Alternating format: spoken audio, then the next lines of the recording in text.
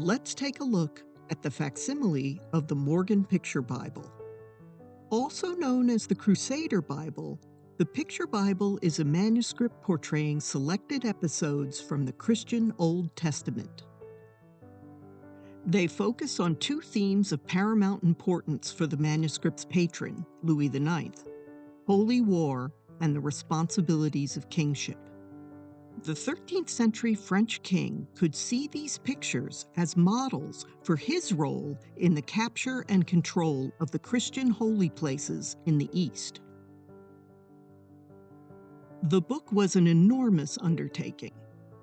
At least 6 painters created 346 scenes in 92 full-page miniatures. The most accomplished artist was responsible for the largest number of miniatures. They extend from the stories of the judges Ehud and Deborah to David's military victories when a courtier to King Saul. Elegant contours and close attention to detail distinguish this painter's work. His backgrounds, unlike those of his colleagues, alternate strictly between pink and blue. The illustrations generally follow the biblical narrative closely.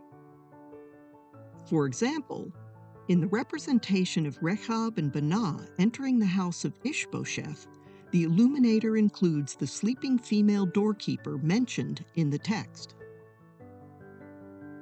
The biblical scenes are all set in the world of the book's original owner. In the scene of the coronation of Saul, for example, the crown is shaped like the medieval Capetian crown, and the scepter is topped by the fleur-de-lis. The contemporary resonance is strongest in the battle scenes. Both knights and foot soldiers are shown in chainmail, and the shields and horses are bedecked with the heraldry of medieval warfare. The violent scenes of armed combat often burst out of their frames. A striking example is the representation of Saul's last stand against the Philistines.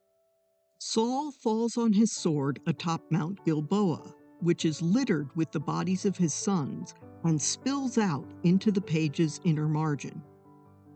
One of the knights brandishes a sword labeled Joyeuse, the name of Charlemagne's legendary sword, a reference that brings to mind the world of chivalric poetry.